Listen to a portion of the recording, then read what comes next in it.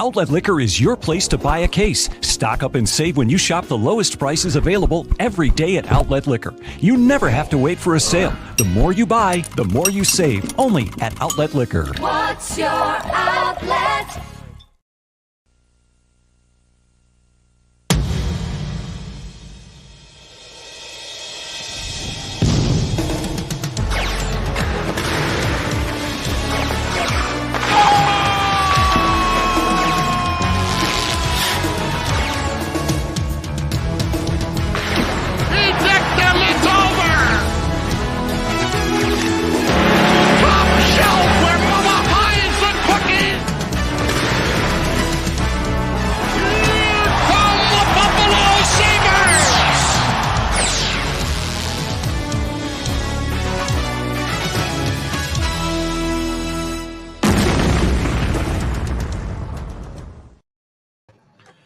Welcome to I'll Hang Up and Listen, a very much less enthusiastic I'll Hang Up and Listen from a few nights ago. I am Duane Steinel, host of Two Goalies on Mike, joined by Connor Hurley. Sabres lose 3-1 to the Montreal Canadiens, a KeyBank Center full of Habs fans singing that stupid fucking soccer song at the end in the third period there to celebrate a, in my opinion, undeserving 3-1 win. Hurls. Immediate thoughts. Oh, you got muted there, bud. Oh, you got me? You hear me? Yeah, we hear you.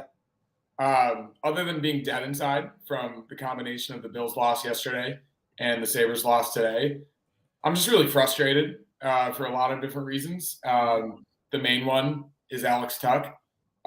It's really tough to say because we're all so excited about him. He's the greatest champion of Buffalo, grew up a Sabres fan, seems to be an amazing teammate, friend, leader, every cliche you could have in the book.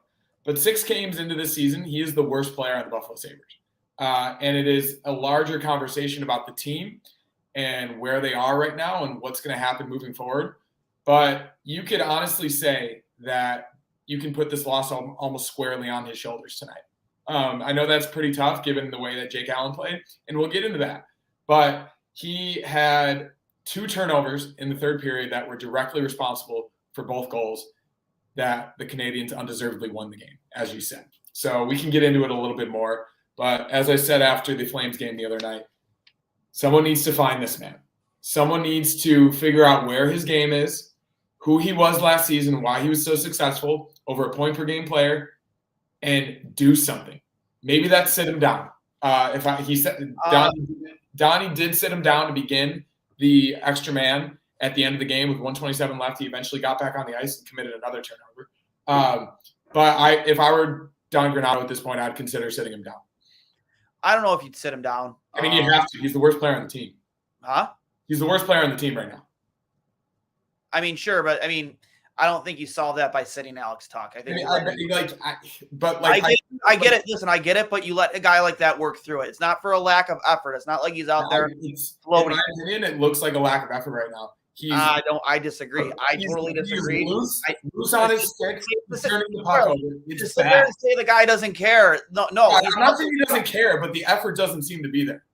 But those go hand in hand. Caring and effort, they both. Not always. You can care without having your game, and he does not have his game right now. But how can you say he doesn't like? He cares. He's not showing effort. Effort is those are hand in hand. Effort is a physical. It's something like caring is something intangible. Effort is tangible. So when you're loose on your stick, when you're not strong on pucks, when you're turning the puck over in the neutral zone, in the offensive zone, when you're getting every single shot blocked, when you do not have the same intensity that you had last season, when you can't complete a pass, that's effort. You can care. I'm sure he cares. You see him after wins. He screams woo into the camera. But the tangible parts of his game right now are not there. And I think that's effort at the moment. I just don't think you sit that guy. You just don't sit him. I'm not alone here, Dwayne. I'm not. I understand you're not alone, dude. But, that's a guy you let work through it. You just let him work through it. He doesn't figure it out. But that's a guy who will figure it out. Nobody can be above criticism on this. Nobody can be above criticism and punishment. I'm not saying he's above criticism, but that's a guy, in my opinion, you just figure it out. I'm with you. And I don't know how many games it's going to take. Dude, Tage Thompson has 2 points in the season. But I'm not comparing Tage Thompson's. He's clearly playing a lot better. It's just not going in for him. But there are plenty of other players too who aren't performing. Jeff Skinner is arguably the best offensive player right now. I'm usually very optimistic and forgiving to certain players, and I think there are ways that are mistakes are explained, and there are ways that you can. He had a terrible game. No. This is not just a terrible game. This is 6 terrible games. He's been really bad, and hear me out. I know he cares. I know he's a lifelong Sabres fan. I love the guy. Being a Sabres fan has nothing to do with what I'm telling you is that the care is there. I think something is off to the point where he is not playing at the level we've expected or honestly can afford to put him out there at this point. So you see what happens tomorrow night. But if you see more of the same going into Thursday night's game, Don's got to send a message. And that's a strong take from me. And I know, I just don't think he gets sad. I know. I don't think he gets sad either. I think he's the guy you let work through it and you let him figure it out. I don't think it's going to happen either. But if it happens 2-3 more games and it's the same shit, he had 3 shots on goal tonight, and I don't think any one of them was a good chance. Even towards the end of the game, he rifled it over the net. I just think there's a disconnect right now. And sometimes taking a step back and looking at the game from a different perspective is good. Even if he's one of your superstars, first-line players, first power play unit, he was directly responsible for the team losing tonight. So I think if it continues to happen, you got to send a message. Yeah. Again, both those turnovers, the second goal more so than the third. But I would say the third goal as well. It was a shot blocked in the offensive zone. I was just watching him because at this point I was just so mad. Shot blocked in the offensive zone, turnover in the neutral zone, puck right in front of the net directly after. I'm telling you, it was almost a direct result of his play. And I'm not disagreeing with you. I just said more so the second one because that was directly off a blind backhand pass in the offensive zone that went the other way. That's the type of thing. You didn't see him do that type of thing last season. No, it's because he's trying to make something happen. When I say he's trying, he's doing everything he can to make something happen. It's just, to your point, the disconnect, it's just not happening for him. That's the tough part though, because I think there's a difference with, like you said, Tage Thompson. He had 10 shots on goal last game and didn't get a goal. You even heard that, which I thought was great tonight by NHL Network, that mic'd up segment of Tage talking to Cousins on the bench, where he talks about that glove save that Jake Allen had in the second period directly over his glove, which is the hardest shot to save as a goalie. They call it glove dot because it's in between your butterfly, and it's also where your glove typically is, and you don't usually cover that. But he had his glove there, even with a screen. Tage is putting the puck on net, and he's putting it into good situations. Yeah. And I think he's even playing better defensively. He's getting sticks on pucks in the defensive zone. He seems to care more in the defensive zone, which he hasn't previously. That's the difference. Jeff Skinner scoring goals. He's getting pucks on net. Yeah. We saw Dylan Cousins with another strong game tonight. I think largely the Sabres' best players are playing good enough for them to win. The Sabres played good enough to win tonight, aside from one player, in my opinion. So I think you got to They played good enough to win if your goalie doesn't let any goals in. Yeah, but you can also put the second goal on Comrie for sure. I'm just saying, I'm not blaming Comrie at all. You got to be able to score more than one goal to win a hockey game. They ran into a very hot Jake Allen, who, he was in position to make every save. He was never out of position. The only thing, and we were texting during the game too, is there was no traffic in front. There's no traffic in front. He was seeing every shot right into his body. He wasn't giving up a ton of second opportunities. And then when there was a second opportunity, Montreal was there to get it out of a danger area. I don't know. You need to win this game. You need to win this game, despite the errors by Alex Tuch, despite running into you got to find a way to win that game. You just have to. Like, I'm a as big of a goalie apologist as there is. I thought Jake Allen probably played better than I've ever seen him tonight, and we've seen him probably since like his first couple of years with St. Yeah, like he was great with the Blues. He's been with the Habs for a couple of years now, and he's had good games against the Sabres, but never anything like this. Like shots were 37-27. He had probably 25 quality saves tonight. Yeah, but of those 25 quality saves, even that windmill glove save on Jeff Skinner in the third period, which is a really nice save. He got across his crease, got his glove up, windmilled it. Amazing save. He still saw it. The whole of those 25, there was no traffic over onto that side. Of he probably saw 22 of them. However, I do agree with the commentating during that whole sequence. You had Savard with no skate blade, not using his own stick. You're on the power play. You should be cycling everything over to that side, trying to get that puck down low, seeing as the guy literally can't skate.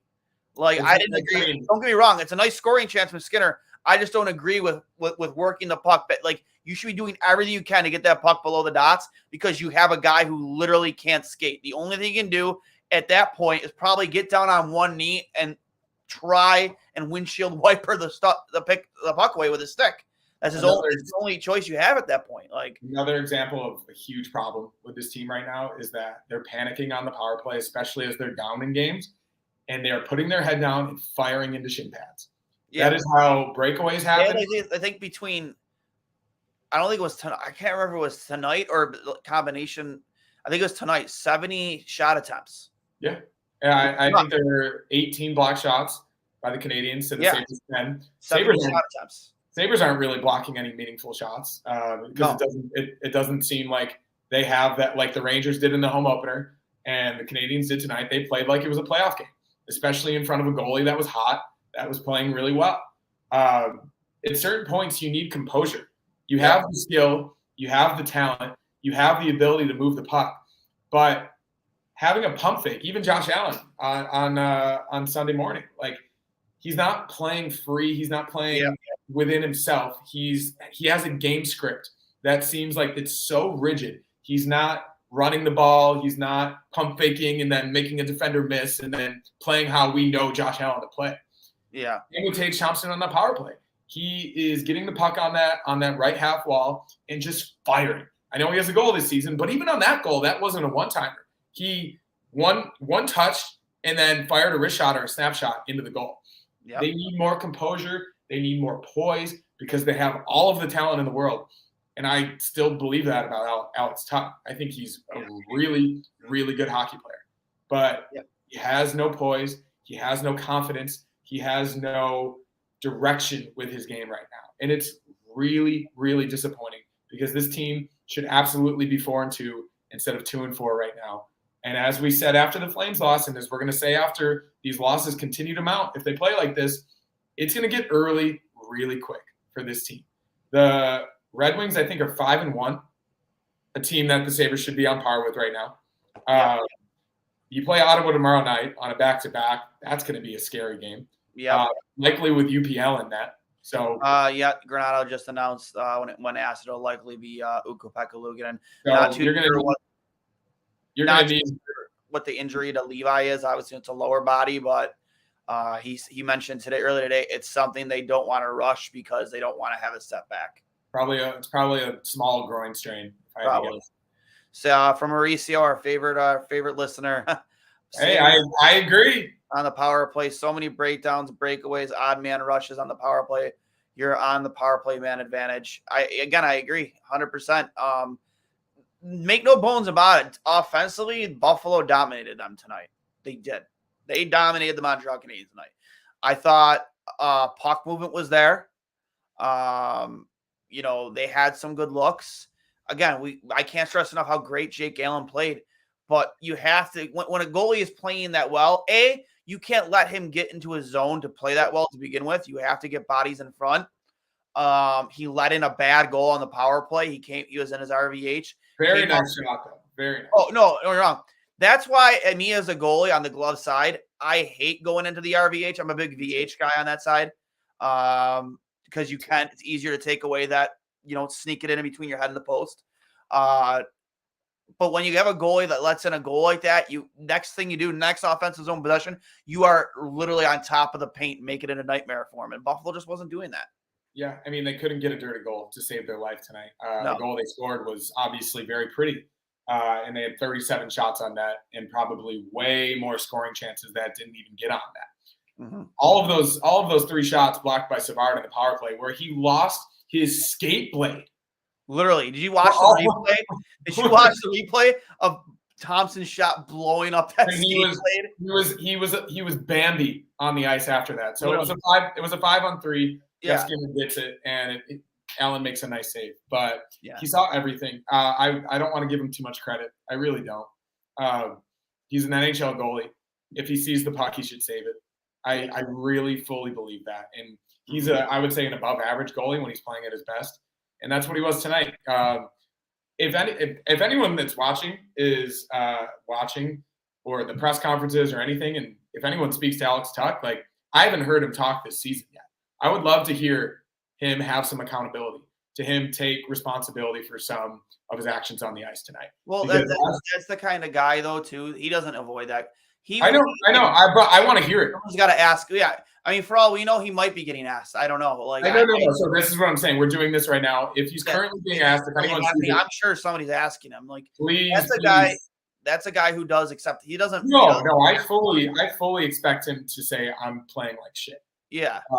And as potentially a future captain of this team, at this point, like, I really very much believe it's going to be Rasmus Dahlin, which is not saying anything bad about Alex Tuch.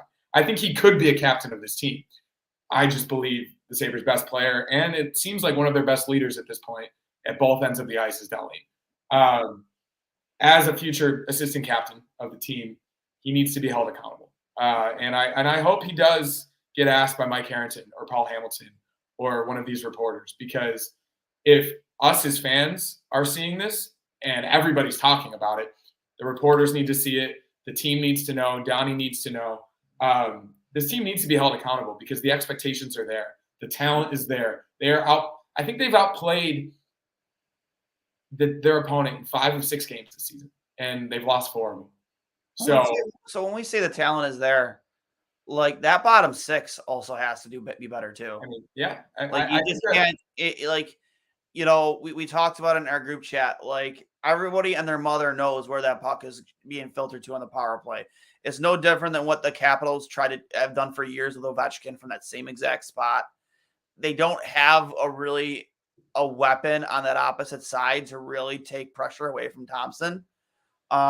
Maybe this, and I know a lot of people called for it last year. Maybe this is a situation on the power play where you do put Olofsson on that opposite side and hope for the best. It would be good to have 2 opposite side threats. Yeah, at the same time, you can defend that still. If we're going to do a one-timer to the right, we're going to do a one-timer to the left. More than anything, they need people in front, and they need to get dirty goals. Yeah. Jeff Skinner is at his best.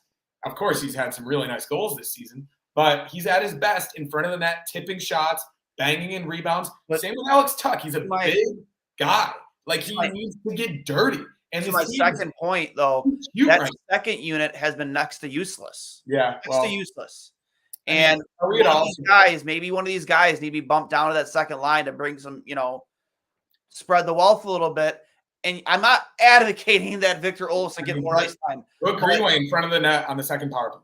You know what I mean? Like, at some point, like, yeah, sure, it's easy to stop, like, to cover both sides, but it's a hell of a lot easier to just cover one side when like, look at that, like a perfect example, that uncontested Skinner slap shot, which essentially was a 5-on-3.5.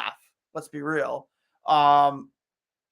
They weren't worried about it at all because everybody was filtered over to that side. And Jake Allen is already so much in the zone that he knew he was able to get over.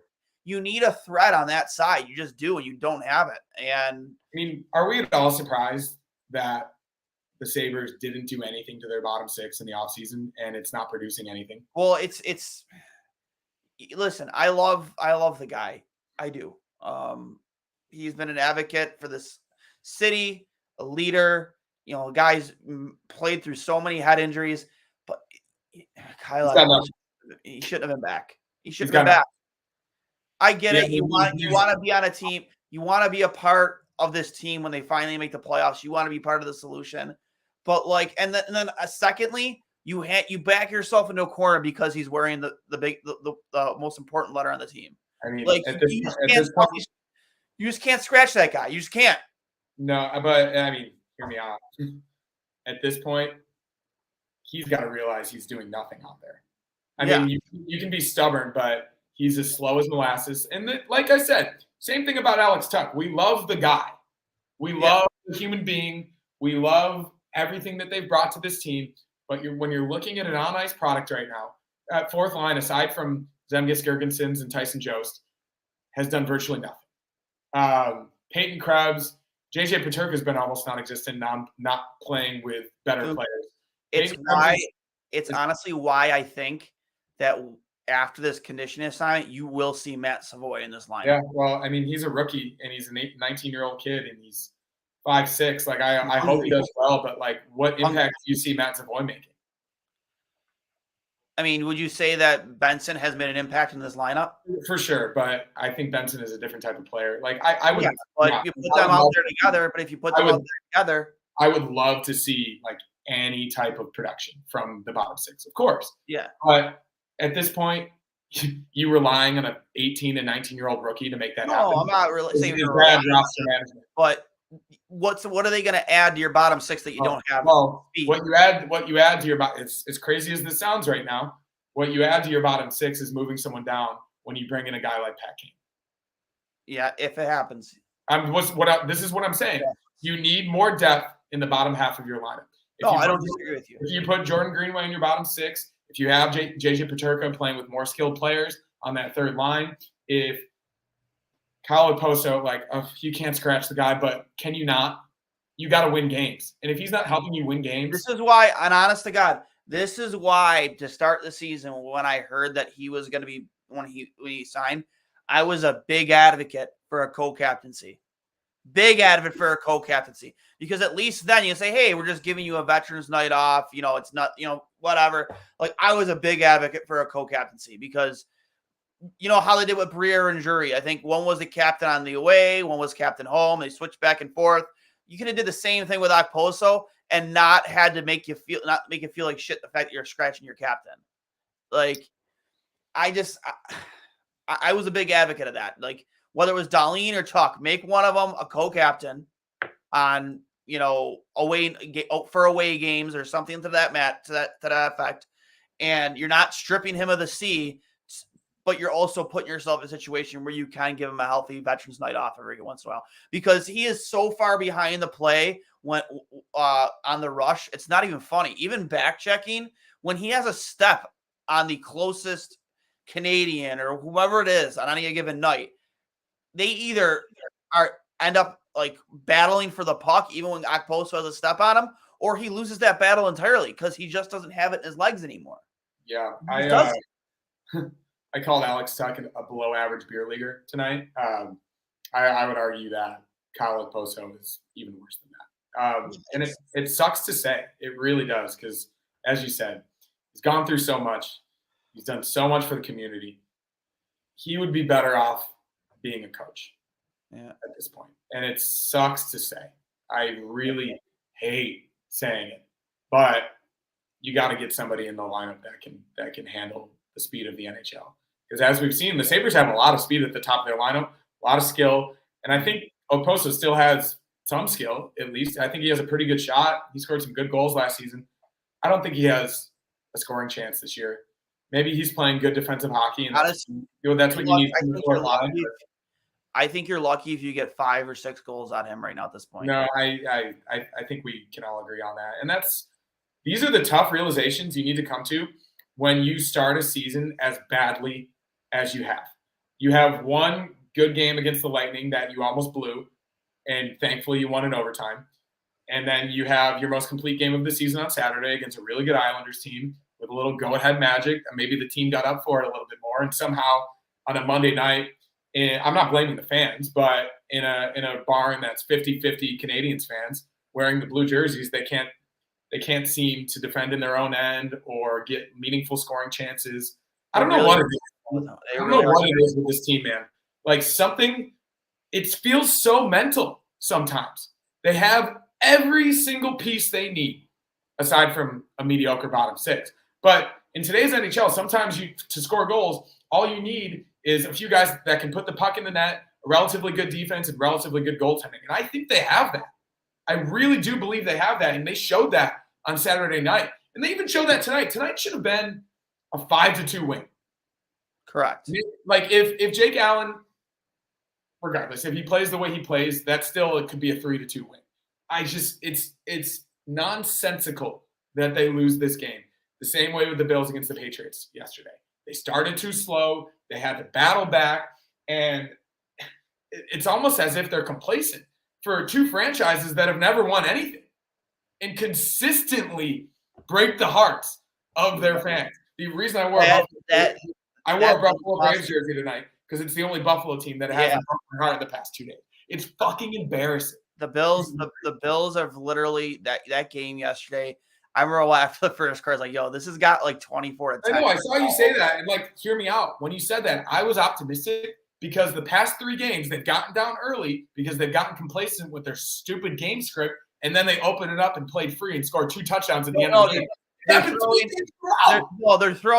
They're throwing crucial 4th down passes to a tight end that they knowingly has a serious wrist injury.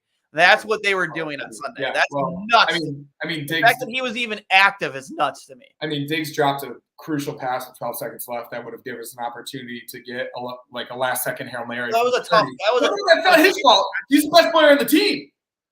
Yeah, but that was a tough catch to make. No. I think he should have caught it. That was a really tough catch. I think he should have caught it, but he even tweeted something today. He was just like, I actually kind of feel a little bit bad when I let down your fantasy teams and blow your parlays. I think he knows he should have had that one. He makes that catch if it hits you 9 out of 10 times. If it hits you in both hands, you probably 9 out of 10 times. But that was a very difficult catch. It wasn't a perfectly thrown ball by any means. That was a tough catch. Hey, everybody watch the Los Angeles Clippers tomorrow night because I'm sure they're going to lose in spectacular fashion. Oh, we got a Clippers fan on the show. Well, I'm a Buffalo Braves fan. And the reason that's true. Yes, that's right. The reason I'm a Clippers fan is because my dad had the Braves. He got both Braves and season tickets in 1970 together for the same season. For guess how much money? How much? $100. Wow. $100 for both teams. And he went to every single game. He went to every single Braves game throughout their history in Buffalo. And when I came to LA, I became a Clippers fan because of it. Regardless. The Clippers are the same way. They have injuries, they have superstar players, and they can never get it done. This city is cursed, Duane. Sabres next 3 opponents: Ottawa, New Jersey, and Colorado. They're so fucked.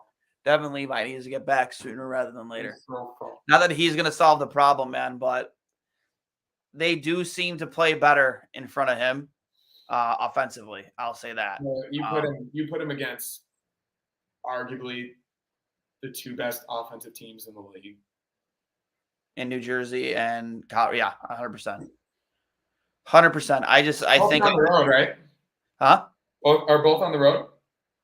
Yeah, this was a homestand. So I think is tomorrow in Ottawa. I think tomorrow's in Ottawa.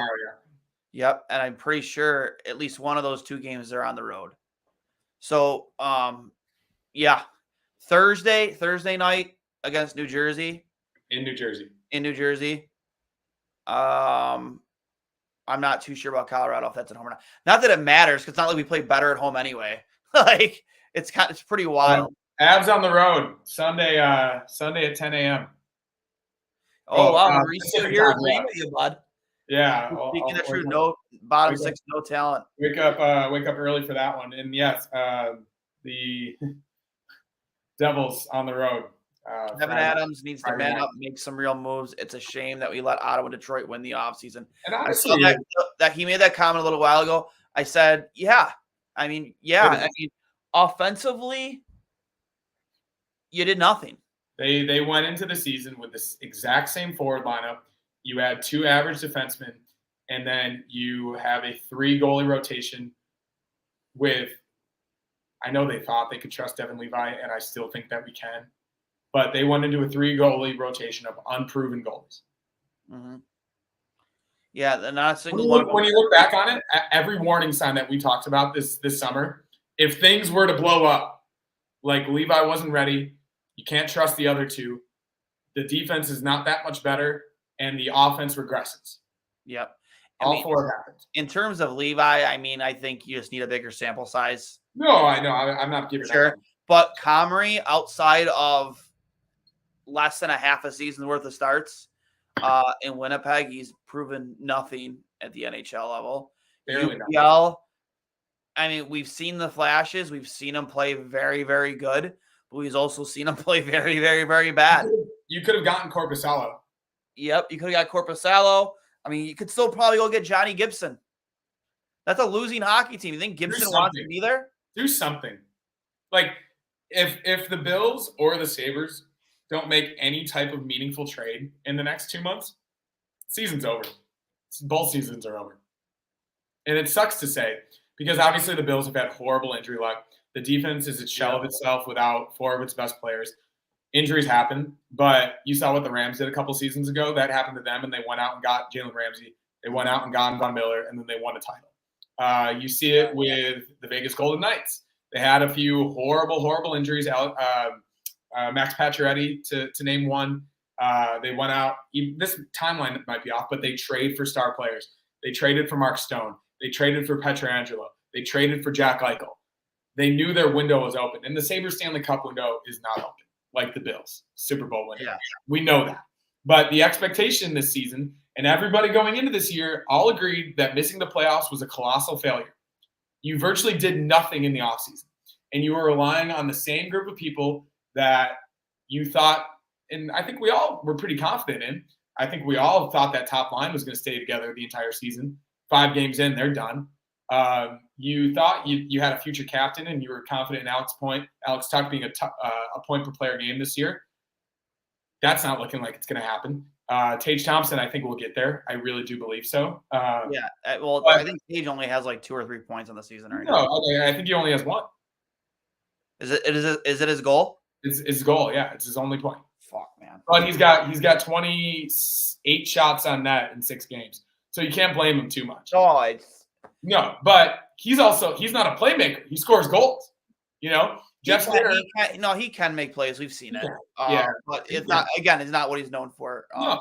I mean, Casey Middlestad's been your best forward probably overall. Maybe Dylan Cousins, who woke up after the Lightning game. Yeah. I mean, we knew what could happen if the offense doesn't score as many goals and they let in the same amount and the goaltending is right around the same. It's a below 500 hockey team. Yeah. I would love to hear what Kevin Adams has to say right now. I mean, he's not going to speak. He's not going to talk for a long time. No, I'm just curious. There were some questions on Twitter today. It was obviously geared on Bill's Twitter, but and this is why, and people might agree, this is why I respect Mike Harrington. Mike Harrington is the asshole that is not afraid to ask the question that everybody wants to ask, but won't. You get fluff questions. You get reporters that ask fluff questions. Like for situations like this, whether you're talking about the Sabres or the Bills, you can't have that in a media room. You can't. You have to have accountability. You can't go into a post game after a game like this or a game like yesterday and ask the same bullshit questions and get the same bullshit answers. Like I remember it was who was it? It was Mike. It was Chris Godwin. It was a quote from him, and it was like literally identical to what you would hear from McDermott after every single loss this season. Yeah. And I quote tweeted it with the Leonardo DiCaprio with him pointing at the TV. He's like, when McDermott sees this quote, like, yeah, that's me. Like, I'm so sick of just the same bullshit generic questions and answers. Like, get real accountability. Like, I just like, hey, why are your forward groups playing like shit? You haven't had one forward group, one line that's in 2 games in a row have been consistently your best line. It's always some other line every single night. And then the rest of the team drags you down. Like for 3 games in a row, it was the Greenway, Benson, and Middlestat line. Yeah. That was your best line. You couldn't buy a goal from the top 2. quick Granato on Alex Tuck. Quote, "We need to get him going more than he is at this point. We will spend a little more time with Tucky to get him going in the right direction." That's a bullshit answer. Granato on the scoring. "This group will score." Says when you're struggling to score, get to the net, and that's how you can resolve it. At least he knows that. He's not wrong. You gotta get At least he knows that. Granato says Jake Allen was good, but they didn't get to the net with enough conviction to score enough. And then Jeff Skinner says, "We had some chances from the outside. We needed some more urgency. We just didn't do enough to capitalize on chances. It doesn't matter unless you score." So I'm glad they know they need to get garbage goals. Because this team, aside from maybe one goal this season, they've only scored pretty goals. Can you think of a garbage goal yet this year? No. No, not a single goal. That's the thing. When you think, like, they haven't scored more than 3 goals in a game yet. I don't think, right? No, they haven't. But every single goal has been pretty. Every single one. They don't have a guy, and I think Jordan Greenway can be that guy, but he's even playing on the outside a little bit, albeit very well. I think Jordan Greenway's been Sabres' 3 best forwards through 6 games, in my opinion, are I'll put it to 4. Casey Middlestat, Dylan Cousins, Jordan Greenway, and Jeff Skinner. And Jeff Skinner only because he's producing. The rest of them, I just think, are just playing at both ends of the ice, and they're generally just playing well. They don't have a single guy that can get to the front of the net like Tom Wilson or Brendan Gallagher or Brad Marchand or any of these guys that you see do it on a consistent basis. They don't have a single guy that is Victor Olofsson is the opposite of that guy. Yeah. Get him off the team as soon as possible. They don't have a single guy that is willing to get in front of the net. It's like my beer league team. They have nobody that wants to risk being hurt. I swear, I told you about my team. They score 2 goals a game, and they're both pretty, and they're both nice. But shots from the point, rebounds, deflections, tips, everything Vegas is doing, everything Boston is doing, everything Colorado is doing, even though they have all the skills. 3 undefeated teams in the NHL right now, they're all doing that. The Sabres have never done it, and they're not going to do it. So from Donald Speraza here, I'm scared shitless for the next 3 games. We might get boat raced. Are we getting to the point where it's time for Granato to go? No. They're not gonna fire Granato. It won't happen this season. Not yet. Things would have to go horribly wrong, like disaster. Like Ralph Kruger, 15 games in a row. Like 15 games in a row. 100%. It had to be Ralph Kruger like. And then you know who you bring up is Seth Appert. Seth Appert should be on this bench now, man. But no, but like. Seth Appert should be on this bench now. I don't have any faith. We all know my feelings on this coaching staff. Yeah, no. I'm telling you, though, like, worst case scenario, you have a hockey coach who could be a head coach in the National Hockey League in the NHL. Yep. And his staff, it's obviously you got Vinny Prospel now, who's working with all the Czech players. Who else did they hire? Honestly, God, I think you just have a staff. You have a staff on that bench. And I won't say out loud who I was messaging with about it, but he's really respected in the local hockey scene. He knows most of the people we're talking about, knows some stuff behind the scenes. He goes, it's a boys club. It's a boys club. He goes, these are all Harbor Center guys. These are all guys that Kevin is tight with, and that's why they have those positions. And it's true. Matt Ellis. And have we figured out what the guy with the bad haircut, his name is? I don't care what his name is. He sucks. The only guy that's honestly qualified, and this is borderline because I don't know how much coaching you need to be after you retired. I think you went right out of retirement into coaching. Is Girardi? Yeah, but he's not even employed. He's not even there. Yeah, I read an article that he's like just like a senior advisor. Yeah, like he goes on the Chicklets. I think it was Spit and Chicklets had him on, and like he's not even there. Like you're paying this guy to not be there. Lives in Fort Erie. He was like, yeah, it's a pretty good gig. Like I leave my house, drive 15 minutes over the Peace Bridge to home games and home practices, and I work with like this talented defensive core, and that's about it. Yeah. What are we doing? Like that guy, if you're paying him, needs to be there. Needs to be there.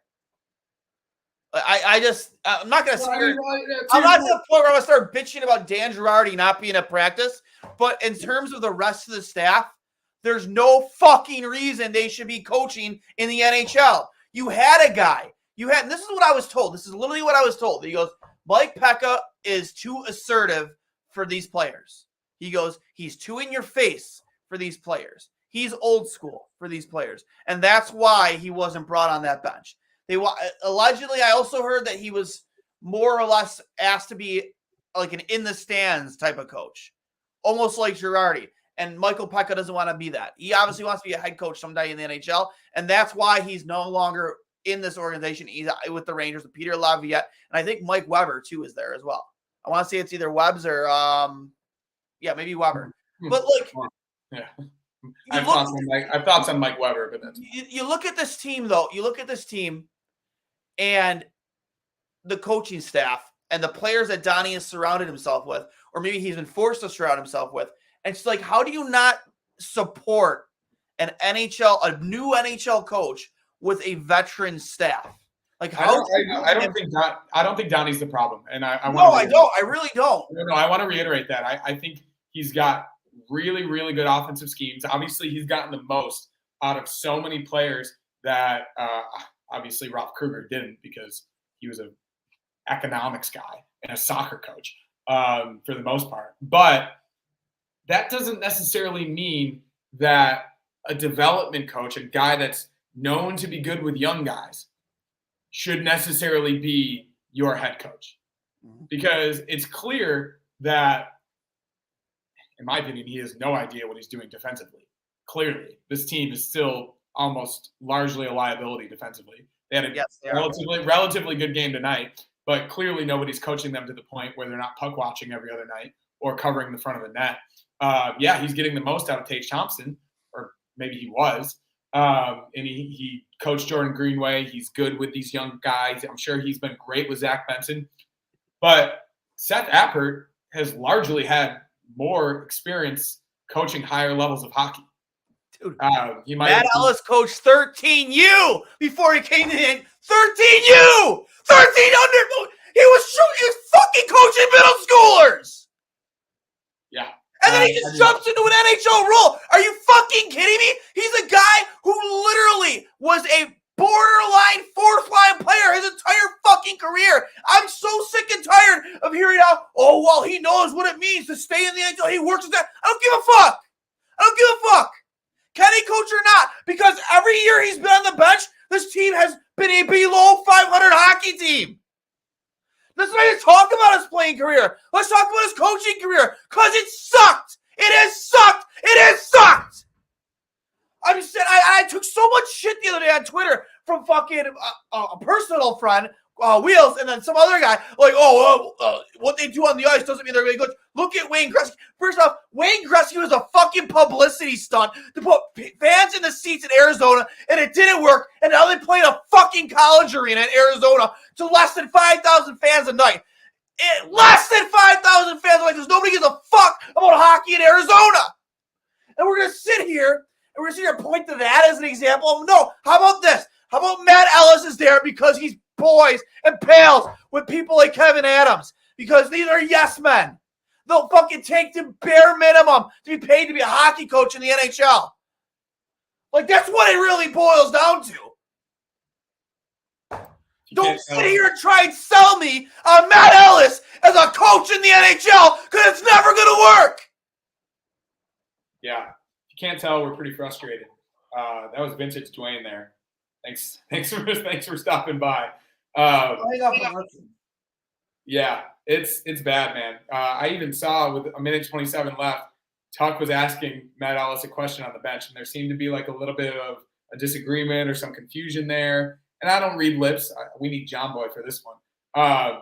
But it felt like a situation where, of course, Tuck's on the bench because he was playing like shit. But it felt like a situation where they didn't know what they were doing. There seemed to be no plan in the offensive zone. Of course, you're down 2 goals with a minute and a half remaining. There's not much chance anyway. But there seems to be no direction from the coaching staff at all. Even those quotes by Granato tonight, like, I know you're not going to like sell out your player, but as I said before, they need to be held accountable.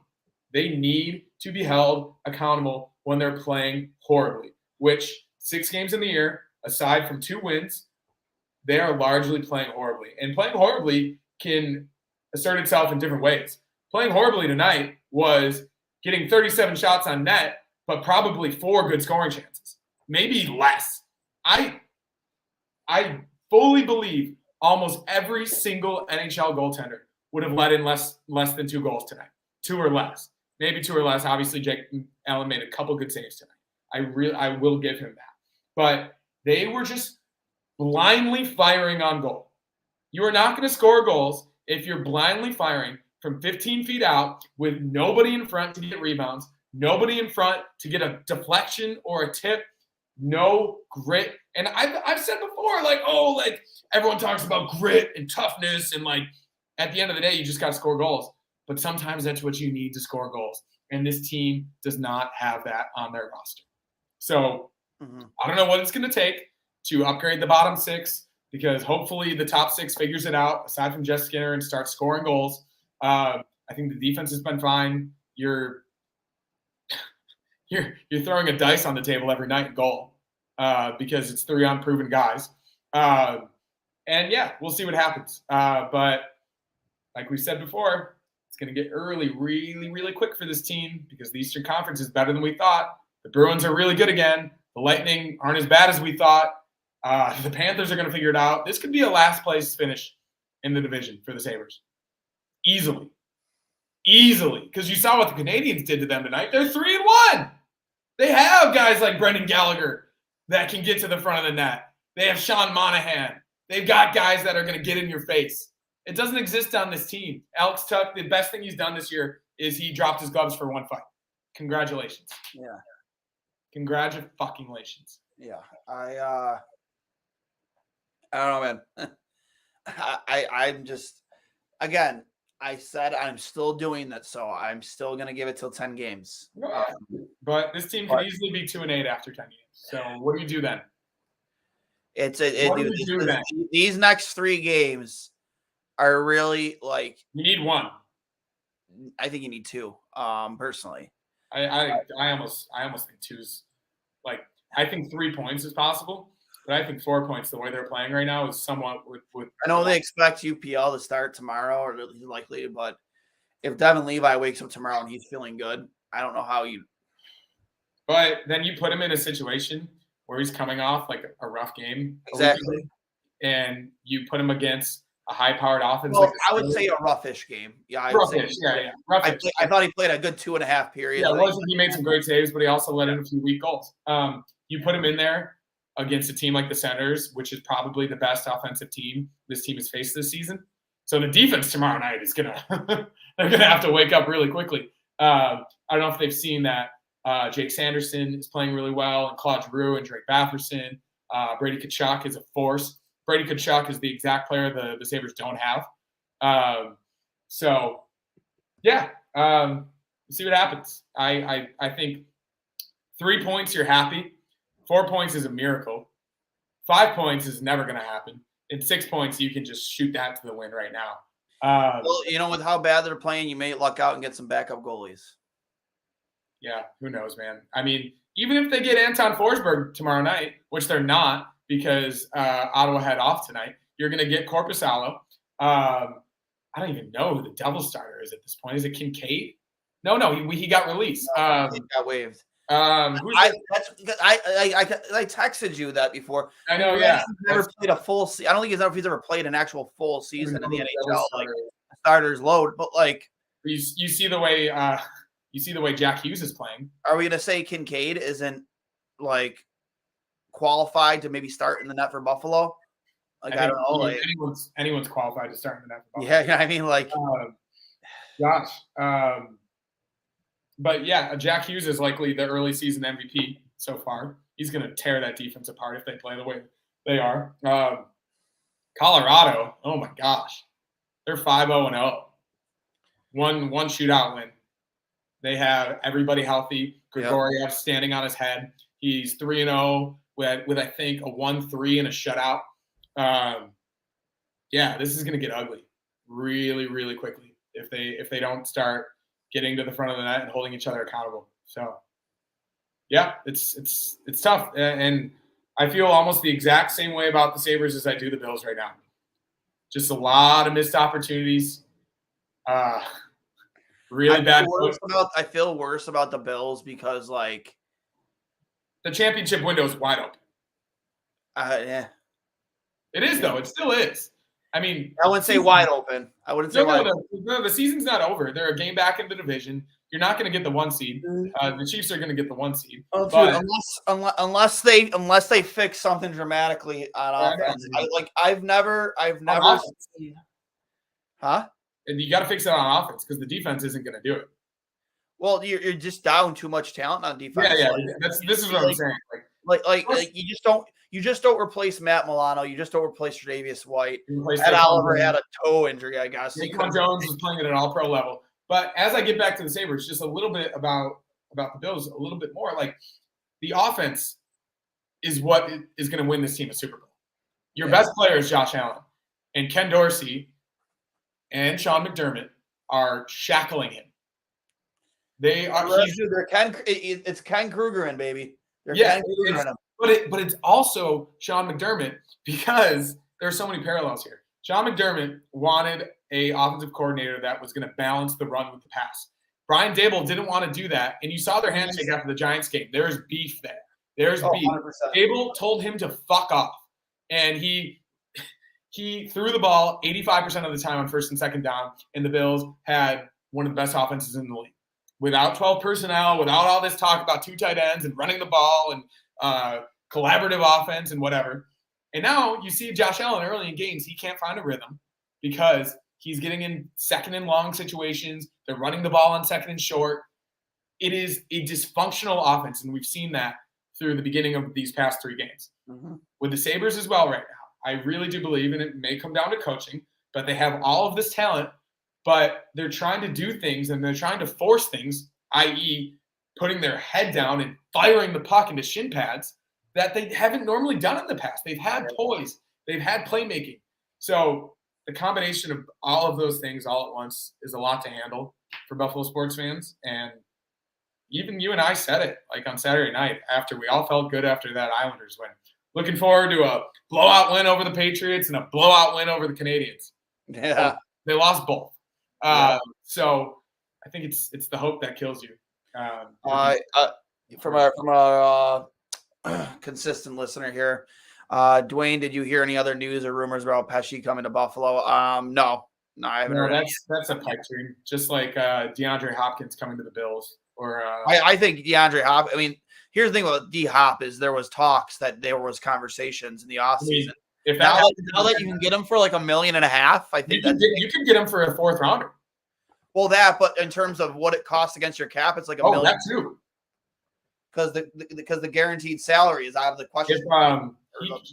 It was just like Kevin Byard got traded from the Titans today, and it was the same deal. Yeah, he caught 10 balls 2 games ago. DeAndre Hopkins is not dead by any means. If the Bills, if they bring in DeAndre Hopkins in the next week before the trade deadline on Halloween, I'll be very encouraged because that is a signal that they realize you got to score more points than the other team. Sean McDermott's defense just let up 29 points to Mac fucking Jones. Yep. So. Yep. And in terms of the Sabres, like, I'm just so tired of overvaluing draft picks. I just like, dude, like, you have how many first-round picks in your pipeline right now? And prospects that probably aren't even going to make the team for 2 years. Yuri Kulik, Ryan Johnson.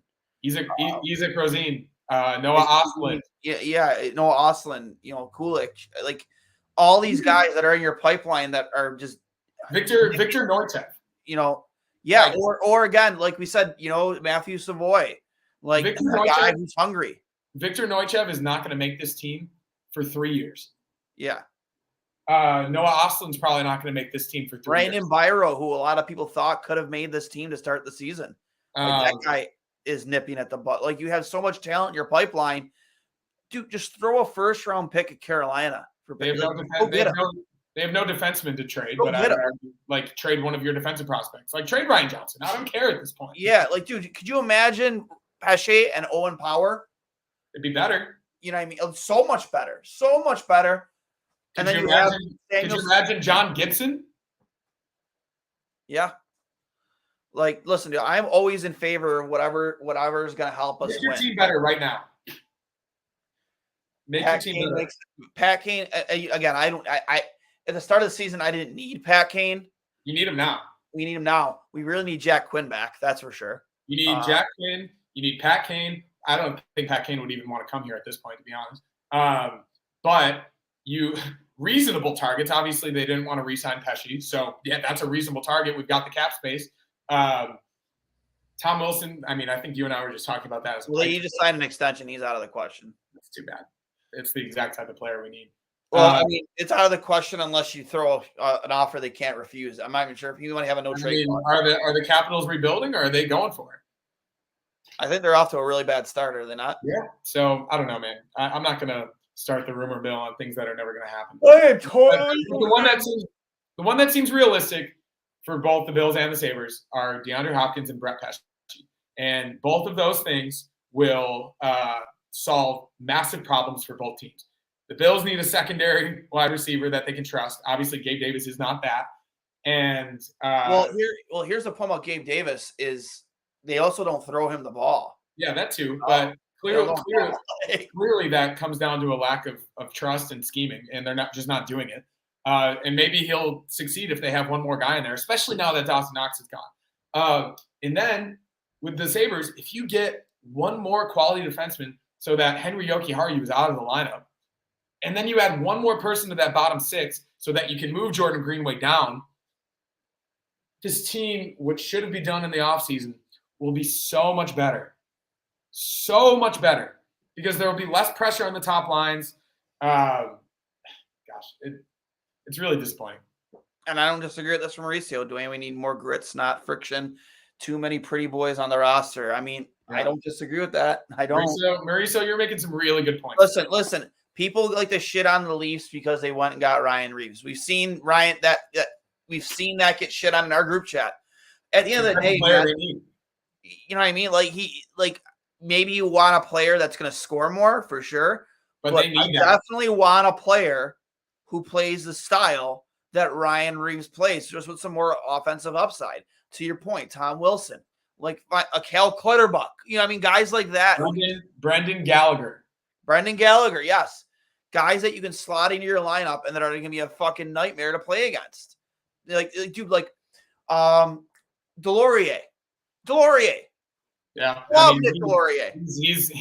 He's gotten so much better since he left the Sabres, but he's turned into still a heavyweight in the NHL, feared by just about anybody in the league. And the guy has a slight scoring touch and can contribute on the score sheet. He can. I mean, as we talked, obviously the Red Wings overpaid for him, but a guy like JT Comfort would have been great. But you want to know what? You said they're 5-1, right? Yeah. Yeah, they're 5-1. You think anybody's complain about how much they're paying? Well, I mean, everyone shit on Steve Yzerman, like, oh, what is the Yzer plan doing this? Like giving all these huge contracts. Well, Alex DeBrincat looks pretty good. Alex DeBrincat was the first star of the week last week. 5 goals and 3 assists in 5 games. Sam Reinhart looks pretty good, but we don't need to. Some people think that's could be where Pat Kane might head. Is to Chicago. Or I'm sorry, to Detroit. Right. Oh, I don't know if you saw, but Sam Reinhart had 5 goals and assists through 5 games. Of course, we got Devin Levi for him. His contract is coming up too, I think. I would love Sam Reinhart back because another guy, like, he's not the toughest guy in the world, but guess what he does well? He goes to the net. Score garbage goals. He goes to the net. Almost better than anybody in the league. His deflection and his hand-eye coordination in front of the net is better than anybody in the league. Yep. I agree. I would love, and another reason too, obviously this might be minuscule, but like the very fact that after he was traded, 20 minutes later, he called back Kevin Adams to talk to him again and not apologize and say how he felt bad about things that didn't work out and he felt responsible. Like, dude, that kind of stuff means a lot. He was never like Michael wasn't calling Kevin Adams back, not to bring up that guy. Sammy was just always a nice kid. And even in his exit interview after that season before he got traded, it sounded in his voice like, yeah, like I would like to go to a contender. Like, it's clearly not working here. But you could tell that he felt some type of connection to the team that drafted him 2nd overall when he wasn't like necessarily the slam dunk 2nd overall pick in that draft. Like Sam Bennett went 3rd overall in that draft. And Aaron Ekblad. Ekblad went first. Was it Draisaitl after that? Yeah, he was outside the top 3, I believe. Fucking kill me. But yeah, it's tough right now, man. Wish list: John Gibson, Brett Pesce, obviously Patrick Kane, and then if we bring in the depressing Buffalo Bills, DeAndre Hopkins. So we'll see. Yeah, and a corner. We need a corner. Yeah, and a linebacker. And a safety. and a defensive tackle. What's going on, dude? I love Jordan Porter. I love Micah Hyde, but they need somebody to rotate into them. That's reliable. Well, that was supposed to be Taylor Rapp, and turns out he sucks. Yeah. So, you got anything else, bud? No, I'm gonna go to sleep. Yeah, you're gonna go to sleep. What time is it there? It's almost 8, but I work at 6 in the morning, and I'm still catching up from coming back last week. Yeah. So. Yeah, man. I got nothing left. I screamed. I think we said everything we could. Yep. Yeah. After we things we disagree with. Like I said, I don't expect Alex Tuck to come out of the lineup. I don't either, but you got to take a hard conversation if you can. No, I agree. I think those conversations will happen. I hope they do at least. And Alex Tuck is the type of guy that it'd be different if it was a different player that was playing as bad as obviously. But for me, it's like I look at him and I just like he's the type of guy that will figure it out. Totally. But if he keeps turning the puck over and shooting pucks into shin pads, you put him in the press box. If he does this 2 to 3 more times after we get back out of 3 games, if he's still playing this, then yes, I will agree with that. But I think in these next 3 games, he will figure it out. I'm not saying he's going to go out and score a hat trick or score 3 times in 2 games. The rest of the team better figure it out too, because they can be 2-7 really, really quickly. Dwayne, I'll be the owner. You can be the coach. Connor will be the GM. Sign me up. Let's go. Mauricio's got the big bucks. Okay. Dude, I'll do it. I'll do it for fucking whatever the minimum wage for a coach is. Sign me up. Let's go. This is the most me and Mauricio have ever agreed. This is great. It's the one thing that came out of this episode. Love you, buddy. I wonder if Mauricio is just like he's like us. Like the second, like I can't wait to get in that chat and just fucking fire away. Hey, I'm as depressed as you are tonight. So, all right, I got nothing left. Remember, everybody, thank you for all those who follow the 2 goalie 1 mic game thread. Appreciate it. Every week, every game, there's more and more engagement. I appreciate it. Keep following that #2G1M game thread on Twitter.